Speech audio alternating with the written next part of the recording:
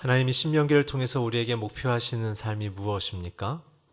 그것은 두 가지입니다. 하나님이 우리를 얼마나 사랑하시는지를 세상 가운데 깨달으라는 것입니다. 두 번째는 세상 가운데 우리를 거룩하게 만드시는 데 목표를 두고 계십니다. 하나님 우리를 왜 부르시는가? 하나님의 일을 시키기 위해서 부르는 것이 아닙니다. 우리를 거룩하게 만드는 것이 그분의 목표입니다. 결국 저와 여러분의 신앙의 목표는 무엇인가? 그것은 성공이 아니라 거룩해지는 것입니다. 주님을 닮아가는 것이죠. 그렇다면 거룩의 의미가 무엇입니까? 두 가지라고 늘 제가 설명드립니다. 첫째는 죄에 대해서 하나님의 마음으로 죄를 미워하는 것입니다. 왜냐하면 죄는 하나님과 우리 사이를 분리시키고 우리를 결국 파멸과 죽음으로 몰아가기 때문에 그렇습니다. 그래서 죄의 종로를 타는 자들은 사단의 죽음과 그 저주 아래 있는 자들이라고 성경은 얘기하죠. 그래서 주님은 우리에게 요청하시는 것은 무엇인가? 너희들의 인생에서 꿈꿔야 될 것은 업적이 목표가 아니라 너희들의 존재, 곧 거룩이다. 소유가 목표가 아니라 너희들에게 주어진 하나님 자녀로서 거룩을 세상에 드러내는 것이다. 그것이 우리의 주신 부르심입니다. 그러나 우리의 오해와 실패의 원인은 무엇입니까?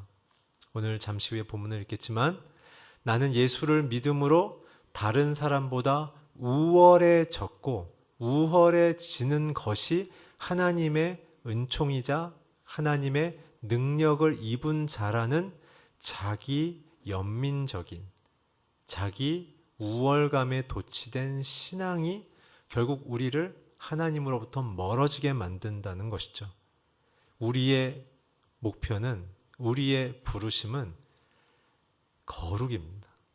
죄에 대해서 하나님의 마음으로 미워하며 두 번째 하나님의 성품을 닮아가서 세상 가운데 살아갈 때 나 박태영을 통해 여러분 한 분 한 분을 통해 안 믿는 자들이 예수 그리스도를 저의 인격과 언어와 가치 기준과 행동을 통해 발견되도록 하는 것이 하나님의 부르심의 목적입니다. 그 때문에 우리는 그래서 세상에서 명예로워지며 고상한 인생으로 리더십을 갖게 되는 것이죠. 그러나 우리는 신앙을 통해서 은과 금을 얻고 소유의 힘으로, 권력의 힘으로, 그리고 지배의 힘으로 하나님의 일을 할 수 있다라는 착각 속에 빠진다는 것이죠. 하나님은 우리를 그렇게 부르시지 않으셨습니다. 그래서 주님이 우리를 부르신 것은 너희는 세상 속에서 세상이 추구하는 존재와는 다른 존재가 되어져야 된다는 게 우리 신앙의 부르심입니다. 그래서 우리는 은과 금을 모아서 주님께 드리려는 방식의 헌신을 해서는 안 됩니다. 주님, 내가 부자가 돼서 헌금 더 열심히 하겠습니다. 주님, 내가 더 유명해져서 하나님의 이름으로 더 많은 사업을 하겠습니다. 그런 방식을 하나님은 기뻐하지 않는다는 것입니다. 온 우주가 하나님의 것입니다. 저와 여러분의 공급하시는 생명과 모든 경제적인, 인격적인, 사회관계적인 자원의 소유자가 하나님이십니다. 그분이 우리의 것을 왜 요청하실까요? 우리의 인생의 위기는 하나님의 것을 내 것으로 착각해서 내가 하나님을 위해서 무엇인가를 해드릴 수 있다라는 아직도 그리스도의 십자가를 이해하지 못한 자기 영웅주의적 신앙 속에 살아간다는 것이 우리 안에 굉장한 손실을 가져오는 신앙적 태도입니다. 그래서 하나님이 우리를 향한 선택의 목적은 거룩, 하나님이 어떠한 분이시며 그분이 이 세상을 통치하는 지혜와 많은 사람을 사랑하며 살리는 방식의 그 리더십의 인격과 구체적인 실천 내용들을 저와 여러분의 가정과 직장에서 실천하고 순종하는 방식의 하나님의 대사로서 우리를 불렀다는 사실을 잊지 마십시오. 그러나 저와 여러분의 선택은 그렇게 나를 부르셨기 때문에 내가 이렇게 성공해내야 되지 않겠습니까? 라는 세상의 열심으로 하나님의 열심을 대체하려는 우리 안에 혼돈이 있다는 것입니다. 그래서 우리는 어떤 실수에 빠집니까? 절제하지 않습니다. 돈을 무한대에 많이 버는 것이 하나님의 영적인 축복으로 생각하는 것이죠. 세상에서도 다른 사람들과 경쟁을 제치고 누구보다도 더 앞서 나가는 것이 하나님의 승리의 깃발을 얻는 방식이라고 많은 사람들에게 상처를 주고 많은 사람들의 기회를 제한하고 제어하면서 나에게 집중시키는 세상의 방식으로 나는 하나님의 성공을 이루어가는 자기 열심 속에 빠질 수도 있다는 것입니다. 하나님께서 원하시는 건 무엇입니까? 저와 여러분에게 있어서 자신의 나라와 그 뜻과 그 성품대로 살아감을 통해 믿지 않는 자들이 우리를 보면서 그 하나님의 너그러움, 그 하나님의 깊이 받아주시는 그 넉넉함, 또 인내함으로 자신을 참고 바라봐주는 그 성숙함을 통해 자신의 죄가 부끄럽게 드러날 때도 있고 자신의 그 열심이 굉장히 이기적인 사실을 우리의 주님 닮아가는 삶을 거울로 삼아 스스로를 발견하며 점검하게끔 만드는 것이 성도들이 세상에 갖고 있는 그 역할인 것이죠. 그래서 왜 주님이 신명기에 계속 강력한 지배욕과 경제적인 경쟁 구조와 정치적인 생존주의가 이미 만연해 있는 그 가나안의 열강 국가들이 왜 자꾸 적과 꿀이 흐른다고 자꾸 얘기하셨을까요? 그것은 하나님의 통치가 있기 때문에 그렇다고 말씀드렸고, 오늘 본문을 기초로 해서 이제 설명드리기 위한 관점과 초점을 설명해 드리자면 그러한 자기의 열심과 자기의 노력과 자기의 성취주의로 살아가는 그런 사람들 속에 우리가 함께 거함을 통해 우리가 그들로부터 받는 압력과 경쟁을 통해 받는 스트레스를 통해 우리가 스스로 무엇이 참된 진리며 거룩인지를 생각하게 되기 시작하는 것이죠. 거기에 위축되고 거기에 두렵고 그것에 편승하는 방식이 아니라 그것이 옳지 않다라는 사실을 우리 안에 있는 거룩한 양심이, 거룩한 지성이, 거룩한 의지가 발동되어져서 그것이 옳지 않다는 사실을 깨닫고 주님 앞에서 그렇다면 이 조국, 이 사회, 이 직장, 이 가정을 내가 어떻게 하나님의 성품대로, 하나님의 의도대로 내가 어떻게 균형을 잡을 수 있겠습니까? 라는 나의 부르심, 나의 사명을 묻기 시작하는 것이 가나안 땅, 그 자본주의와 정치적인 생존 본능이 강력해서 생명도 해할 수 있는 그 치열한 경쟁 사회 속에 밀어 넣으시는 하나님이 우리를 향한 목적이자 존재의 가치라는 것이죠. 그래서 믿는 성도들은 잠시 후에 읽겠지만 하나님의 그 약속을 믿음으로 생존과 공급에 대한 불안증은 주께 다 믿음으로 드리고 우리가 그것을 환경 속에 어떻게 하나님의 그 거룩을 보여줄 수 있을 것인지에 대한 사명 앞에서 살아가는 자들입니다. 하나님, 내가 어떻게 살아야 합니까? 내가 어떻게 선택해야 합니까? 내가 지금 어떠한 관점과 가치를 이 의사결정 속에 말해야 합니까? 라는 것이죠. 그래서 믿는 자들은 그 땅을 다스리는 위정자들에 대한 권위는 존중하나 그러나 그 땅에 대한 목적과 가치를 하나님의 거룩에 두어 그렇게 영향을 줄 수 있는 팔로워로 혹은 리딩 리더로 사회 속에 서기 시작하는 것입니다. 우리는 신앙을 통해 이 험하고 살기 힘든 세상 가운데 그들의 방식 가운데 폭풍 가운데 살려주세요라는 방식의 기도로 하지 않습니다. 오히려 우리는 그런 파도가 올 때마다 무엇이 거룩인가?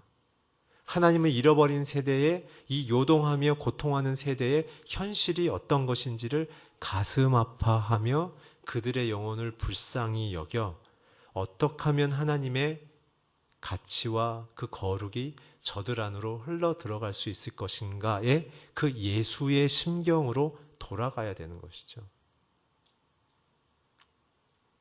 그래서 주님은 우리를 보내시기 때문에 그 땅에 젖과 꿀이 흐른다고 말씀하신 것입니다. 우리가 흘러다니는 세상을 통해 하나님의 그 거룩, 생명, 죄를 닦아내시는 그 정결, 그 어둠을 물러내는 빛의 자녀다운 삶의 흔적 때문에 썩어있는 흙이 옥토가 되어지고 미세먼지가 가득한 공기가 우리들의 섬김을 통해 비유적인 것입니다. 맑아지기 시작하고 그래서 하나님은 꿈꾸시는 거예요. 나의 통치가 나의 자녀들을 통해 흐를 것이기 때문에 그 땅은 이제 젖과 꿀이 흐르는 것이다. 혹시 내가 그 땅에 들어가면 내가 뭐 한 건 할 수 있는 젖과 꿀을 캘 수 있다고 생각하셨습니까? 여러분들이 젖과 꿀입니다. 여러분들에게 하나님이 젖과 꿀을 부어주셨습니다. 세상에 있지 않고 그리스도 안에 있습니다. 그 유산을 받아 우리는 세상에 그것을 보이는 것입니다.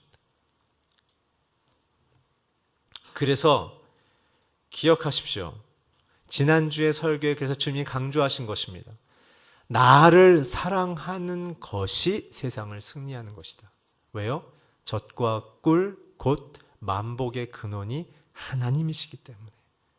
그분과 커넥팅된 사람들은, 그분과 연결된 사람들은 마치 바울이 유라굴라 광풍 속에서 있었지만 일주일 동안 그 배가 뒤집혀지지 않았던 이유, 바울의 사명이 끝나지 않았기 때문에 자신들의 경제적인 부와 명예를 위하여, 이익을 위하여 그 배에 가득 실었던 세상 사람들, 주를 찾지 않는 자들이 그 모든 것을 잃어버리고 생명을 잃어버리게 됐을 때 바울의 사명이 끝나지 않음을 통해 그 배가 지켜졌던 것처럼 이 세상의 희망과 소망은 저와 여러분에게 맡겨주신 하나님의 사명을 순종하며 이루려는 자들 때문에 이 세상은 아직까지 심판과 멸망 가운데로 들어가지 않는 것입니다. 여러분들이 세상의 희망인 것입니다. 여러분들 때문에 가정이 복을 받습니다. 여러분들 때문에 직장이 복을 받는 것입니다. 오늘 이 믿음이 회복되셔야 돼요. 이 믿음이 회복되셔야 합니다. 그게 주님을 아는 자들의 마음입니다. 그렇기 때문에 그런 자들에게 있어서 중요한 것은 뭐냐? 세상에 살 때 나의 싸움은 세상과의 싸움이 아니라 내 내면과의 싸움이다. 내가 거룩을 지킬 수 있을 것인가 없을 것인가. 내 가정 가운데, 부부의 관계 가운데 거룩한 관계를 지킬 수 있을 것인가. 하나님이 제시한 복을 받는 부부의 그 한몸된 관계를 지킬 수 있을 것인가. 남편은 아내를 목숨을 다하여 사랑하고 있는 것인가. 아내는 남편을 향하여 그리스도를 섬기듯 영적 권위를 인정하며 존경하고 있는 것인가. 그 자리를 떠나면 거룩은 깨진 거예요. 내게 맡겨준 거룩한 역할을 하지 않고 교회에 와서 열심히 기도해봐야 복받지 못합니다. 거룩한 자리를 지키십시오. 세상 가운데 구조적인 악과 많은 유혹과 시련이, 달콤한 유혹과 목숨을 위협하는 유혹, 어떤 것이 온다 할지라도 사도 바울의 고백을 기억하십시오. 내가 사나 죽으나 그리스도를 존귀케 하길 원한다. 오늘 우리는 이미 그리스도 안에서 죽은 자들입니다. 또한 그리스도와 함께 산 자들입니다. 우리는 세상을 그래서 두려워하지 않는 것입니다. 우리가 왜 두려워합니까? 하나님을 잊어버렸기 때문에 두렵습니다. 저와 여러분 마음속에 두려움이 들어오는 이유는 무엇입니까? 하나님이 내 안에 없기 때문에 그렇습니다. 그래서 우리는 뭘 붙잡아야 합니까? 언약을 붙잡아야 합니다. 그래서 신명기가 중요하다는 겁니다. 주님은 도대체 믿는 자들을 세상 속에 보내서 어떻게 적과 꿀의 역할을 하도록 그 약속을 허락하셨는가? 우리는 그것만 붙잡으면 그 일을 행하시는 이 여호와, 성취하시는 여호와가 내 인생을 통해서 일하신다는 것입니다. 주님께서 말씀하시지 않았습니까? 아버지의 이름을 영화롭게 하는 것이 너희들의 인생의 사명인데 그 방식은 너희들의 열심과 실력과 소유의 문제가 아니라 하나님의 통치, 나라가 내게 임함으로 가능하며 그랬을 때 하늘에서 하나님의 뜻을 이룬 것처럼 네 인생이 하나님의 뜻을 이룰 것이다. 오늘 중요한 것은 내가 하나님을 하나님답게 고백하고 있는 것인가? 주님을 내 인생의 통치자로 인정하고 있는 것인가? 오늘 여러분들의 인생 속에 하나님이 마음껏 일하셔서 여러분들이 가는 곳마다 적과 꿀이 흐르며 모든 어둠과 죄악들이 떠나가며 생명이 꽃피는 거룩한 역사가 일어나길 주의 이름으로 축복합니다. 여러분들의 가정이 그렇게 될지어다. 여러분들의 자녀가 그렇게 될지어다. 여러분들의 부부의 관계가 그렇게 될지어다. 시간이 갈수록 더 좋아질지어다. 그것입니다. 그것이 우리에게 주신 하나님의 복입니다. 그래서 세상을 사는 성도들은 두 가지의 언약의 생각을 놓치시면 안 됩니다. 첫째는 언약 사상. 하나님이 내게 약속해 주셨으면 하나님은 내게 이루신다. 그게 언약 사상. 두 번째, 선택 사상. 그 일을 위해서 하나님이 나를 불렀다는 거예요. 나를. 저 집사를 부른 게 아니라 나를 부른 거예요. 나를. 결국 뭐예요? 나는 축복이다. 따라해 보세요. 나는 축복이다. 나는 축복이다. 믿습니까? 그것이 신명기의 메시지입니다. 너희가 애굽의 종로를 타던 그런 비천한 신분이 이제 끝났다. 너는 하나님의 복이다. 아브라함이 약속했던 그 하나님의 복으로 이제 세상에 내가 너를 보낸다. 가진 신분이 아니라 소유가 아니라 이젠 나의 약속을 믿고 나의 선택을 믿는 자들이 세상에서 일하는 것이다. 물론 좀 더 기능이 많은 사람은 좀 더 많은 역할을 할 것입니다. 좀 더 많은 것을 가진 사람은 좀 더 많이 할 것입니다. 그러나 그것은 10달란트를 가졌던 5달란트를 가졌던 2달란트를 가졌던 모두가 착하고 충성된 종입니다. 가치는 똑같습니다. 책임의 범위가 다를 뿐입니다. 그래서 여러분 선택과 집중을 하십시오. 그래서 주님은 우리를 애굽에서 인도해 내셔서 애굽 속에 살았던 그 자들을 꺼내셔서 애굽의 문화와 정치와 그 타락한 구조들을 다 430년 동안 경험케 하신 이후에 애굽에서 경험했던 그 내용들을 버리지 않고 광야에서 하나님의 거룩함이 어떤 것인지에 대한 그 공동체, 가정, 국가의 운영 시스템과 가치를 가르치신 이후에 이렇게 얘기하시는 거죠. 많이 다르지? 많이 달라. 근데 난 이거를 기뻐해. 이거를 이루자. 그 때문에 광야의 세대에서 이제 가나안 세대로 접어드는 그들에게 있어서는 이미 애굽에서 경험했던 사회의 구조의 악을 다 알고 있었기 때문에 그들에게 있어서는 오히려 더 큰 담대함으로 혹은 더 큰 노련함으로 더 큰 지혜로 가나안 땅을 보기 시작하는 거예요. 그래서 믿음은 노련해야 됩니다. 그래서 예수님의 말씀을 기억하십시오. 뱀처럼 지혜로워라. 그거는 뱀처럼 사악해지라는 얘기가 아니라 뱀으로 비유되는 악한 세력들의 생각과 계획을 간파할 정도로 지혜로워라 그거예요. 그러니까 저희는 뭐예요? 세상에서 똑똑한 바보가 돼야 돼요. 알면서 속아주는 거예요. 너 이렇게 이런 의도로 했잖아. 이거 잘못된 거야. 근데 내가 그걸 참고 인내해 줄 테니까 돌이키자. 이게 성도들의 태도인 거예요. 어따 대고 이런 일을 이렇게 하면 안 돼요. 내가 알고 있었지. 네가 그렇게 하는 걸. 너 이거 얻고 싶어서 나한테 이렇게 하는 거잖아. 이렇게 하면 안 돼. 너의 명예가 엉망이 돼. 부끄럽잖아. 네가 이걸 원한다면 내가 이렇게 양보해 줄 수 있어. 깨끗하게 하지 않겠니? 이런 식으로 하는 거예요. 가서 가만두지 않겠어.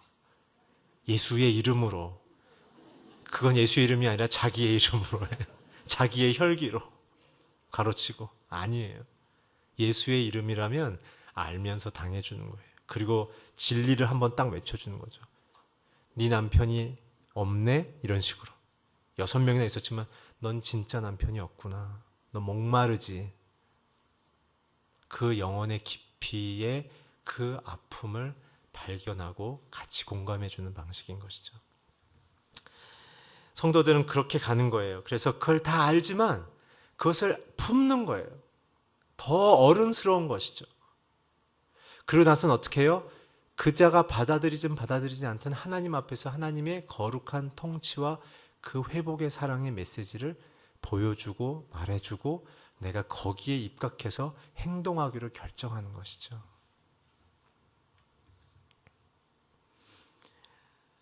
그래서 예수님이 이웃을 네 몸처럼 사랑하라고 했던 것입니다. 네 몸처럼. 이웃을 찌르면 누가 아픈 거예요? 내가 아픈 거예요. 이웃을 목 조르면 누가 숨 막히는 거예요? 내가. 이웃을 모함하면 누구를 모함하는 거예요? 내 자신을. 그리고 하나님을. 우리가 갖고 있는 세상에 대한 방식은 예수님의 그렇게 다 알지만 거룩과 화해와 용서의 방식으로 진리를 얘기함을 통해 그의 마음과 구조에 빛을 비추는 방식으로 나아가는 것이죠. 자, 이것이 오늘 본문의 설교의 다 핵심이에요. 근데 오늘 이런 정신을 이스라엘에게 주님이 어떠한 구체적인 워딩으로 말씀하셨는지를 우리가 짧게 한 절씩 읽고 나가겠습니다. 우리 16절 같이 읽어주십시오. 시작. 너희는 너희 하나님 여호와께서 너희에게 넘겨주시는 모든 민족을 멸망시켜야 할 것이다. 그들을 불쌍히 여기지 말고 그들의 신을 섬기지 말라. 그것은 너희에게 덫이 될 것이다. 잘 해석하셔야 됩니다. 실제로 이 당시는 헤렘이라는 전쟁이 있어서 사실은 그들을 도시를 멸망시킨 것이 사실입니다. 그러나 그렇게 한 이유가 뭘까요? 하나님께서 살육을 좋아할까요? 그것은 이 당시에 아담과 하와로부터 시작한 인간들이 갖고 있는 하나님을 향한 그리고 힘 있는 자가 힘 없는 거의 99%의 대중을 향한 굉장한 폭력적 압제에 대한 하나님의 경고에 대한 결론인 것입니다. 이 당시는 어떠한 일이 있었냐면 아담이 죄의 핵심은 무엇입니까? 하나님보다 더 큰 자가 되려는 거였죠. 피조물인데 창조주를 우습게 여기고 창조주를 지배하고 소유하려는 거였어요. 그래서 사단이 꼬신 거죠. 하나님보다 더 큰 자가 될 수 있어. 그러니까 하와가 어떻게 해요? 낼름 먹었죠.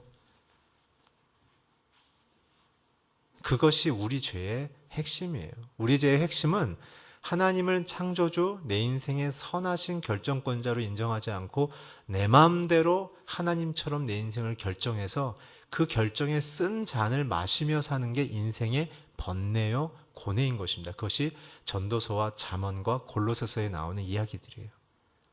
저와 여러분이 겪는 모든 아픔들은 하나님의 결정권 밖으로 나가서 우리 스스로 결정하는 것을 먹고 마시는 거죠. 그렇게 나온 세상이 노골적으로 창세기 12장이 어떻게 합니까?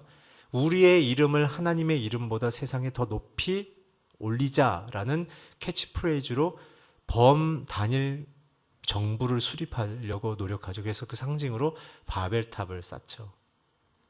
그래서 펀드레이징도 하고 사람들의 인력도 끌어들여서 그 건축 구조물을 상징적으로 세우는 것입니다.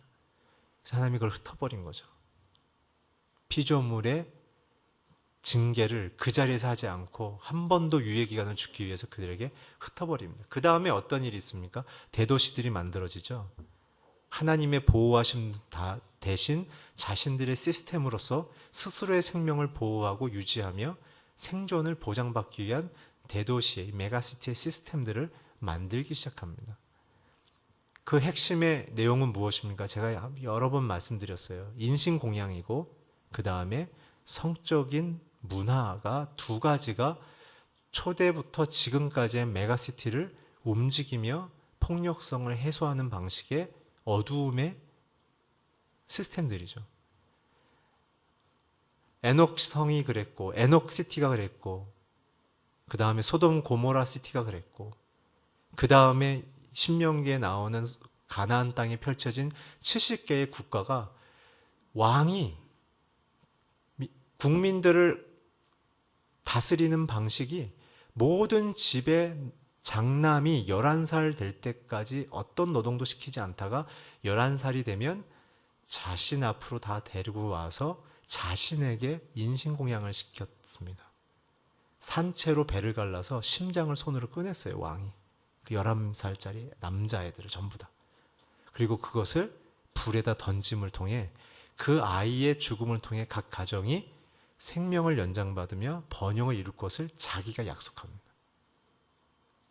그것이 초대 왕들, 근동지역 왕들의 정치의 행태였고, 두 번째는 각 가정에 9살부터 15살짜리 딸들을 돈을 사서 사제, 여사제로 만들어서요, 1년에 4번 혹은 8번 큰 제사를 열어서 모든 정치 권력의 남자들, 경제권에 있는 남자들이 왕 앞에 부름을 받아서 말로는 제사지만 술을 먹이고 독주를 먹이고 최음제를 먹여서 자정이 넘어가면은 그 딸들을, 힘없이 살아가는 국민들의 가정에서 돈 주고 사온 딸들을 율랑 여성으로 한 사람씩 다 붙여서 사제 안에 있는 각 방과 장소로 보내서 다 성관계를 갖게 했습니다. 이거는 바벨론 석판과 모든 석판에서 나온 이야기입니다.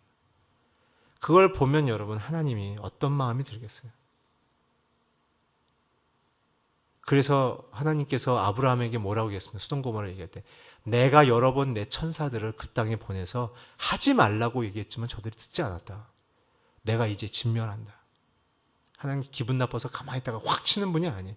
계속 경고하신 거예요. 지금 신명기를 통해 이스라엘 백성을 집어넣는 것도 또 다른 경고예요. 그들에게. 하지 마! 라고 얘기하는 거예요. 소수의 권력자들의 권력의 향유를 위해서 대다수의 국민들의 생명권과 인권을 유린하지 마! 경고하신 거예요. 안 한 거죠. 그래서 보내서 진멸시키는 거예요. 그 다음에는 진멸하는 일이 잘 없습니다. 그 다음에는 하나님이 누구를 진멸시켜요? 예수를 죽이잖아요. 우리의 죄 때문에 예수를 죽이지 않습니까? 오늘 이 진멸에 대한 이야기는 무엇이냐면, 예수 안 믿고 예수 말씀 경멸하는 자들은 다 어떻게 해? 라는 의미가 아니에요. 이 신명기를 받아들이는 자들에게 이 메시지의 의미는 뭐냐면, 그들의 가치와 그들의 목표를 절대 흉내도 내지 말고 니네들 안에 한 발짝도 들어오지 않도록 금을 쳐라, 그 얘기예요. 사도 바울이 그 얘기를 로마서 12장 1절에서 이렇게 하죠. 이 세대를 본받지 말라. 그 얘기는 뭐예요? 세상과 분리돼서 살라는 얘기가 아니라 이 세상에 추구하는 유행을 따라 살지 말라는 거예요. 성공의 방식, 유명해지는 방식, 돈을 얻는 여러 가지 수단과 방법들, 그 유행을 따라 살지 말라는 거예요. 어떻게 살라고요? 거룩한 자녀의 그 예수님과 하나님이 다스리시고 공급하는 방식을 쫓아 주신 만큼 내 가정과 자녀와 아내와 남편을 위해서 쓰고, 남은 것은 눈 멀고 다리 절고 갇혀있고 소외되고 죽어가는 자들을 위해서 나누라는 거예요. 교회는 이웃 사랑하기 위해서 모여든 자들이에요. 자기를 축복하는 것으로 끝나면 안 됩니다. 그래서 오늘 16절이 그런 얘기예요. 이것이 너에게 덫이 될까 한다. 그 유행의 달콤함, 그 유행의 신기를 쫓는 순간 너희들은 내가 보장한 복을 잃어버리게 된다. 위험하다. 그걸로는 너희들이 잘 살 수 없다. 그 얘기를 하시는 거죠. 우리 17절 한번 읽어주시겠습니까? 17절 시작. 우리보다 강하다. 우리가 어떻게 그들을 쫓아내겠는가라고 말할 수도 있다. 그랬을 때 어떻게 하라는 얘기예요? 그들의 강력한 공포정치, 그 지배력을 앞에서 두려워하지 말라는 거예요. 너희들이 이렇게 얘기할 수도 있겠지. 내가 어떻게 그렇게 이겨냅니까? 세상을. 우리도 그런 두려움이 있지 않습니까? 18절에 주님이 뭐라고 말씀하시는지 들어봅시다. 시작. 그러나 그들은 두려워하지 말라. 너희 하나님 여호와께서 바로와 온 이집트에 어떻게 하셨는지 잘 기억해 보라. 주님을 잘 기억하시길 바랍니다. 모든 민족과 나라의 인사결정권자이자 역사의 결정권자가 나다, 그 얘기예요. 얘네들이 아니라 나다. 너희들이 노예됐을 때 그들에게 베풀었던 10가지 재앙, 그게 다 종교적으로 바로의 정치력, 아까 설명드렸던 그러한 정치의 신적 배경을 연출하고 있는 내용들이었는데, 오히려 그게 바로를 괴롭히고 이집트의 국가체제를 흔들어 버리죠. 그러니까는 이집트 사람들이 바로의 정치적 근거를 의심하기 시작하며 오직 유일하신 하나님을 생각하기 시작하는 것이죠. 그렇게 했던 나다. 아무도 견줄 수 없는 그를 흔들었던 나다. 그들을 심판했던 나다. 두려워 말라. 오늘 두려운 마음들이 떠나기를 주의로 축복합니다. 19절 계속해서 읽겠습니다. 시작. 시험과 이적들, 기사들, 너희의 하나님 여호와께서 너희를 이끌어내신 그 강력한 손과 쭉 뻗친 팔 똑똑히 보았다. 너희 하나님 여호와께서 너희가 지금 두려워하고 있는 그 모든 민족들에게도 똑같이 하실 것이다. 우리는 뭘 봐야 돼요? 세상을 보는 게 아니라 주님의 이적, 기사, 강한 손, 편파를 기억하고 봐야 되는 거예요. 어느 속에서? 큰 시험 속에서. 평안할 때가 아니라 큰 시험에 있을수록 그분을 바라보는 것이에요. 주님만이 우리의 소망입니다. 주님만이 우리를 구원할 분이십니다. 주님만이 우리를 지키실 분이십니다. 20절 한번 같이 읽겠습니다. 시작. 거기다가 너희 하나님 여호와께서는 너희를 피해 살아남은 숨은 사람들조차 멸망할 때까지 그들 가운데로 말벌을 보내실 것이다. 오늘도 나는 똑같이 행할 것이다.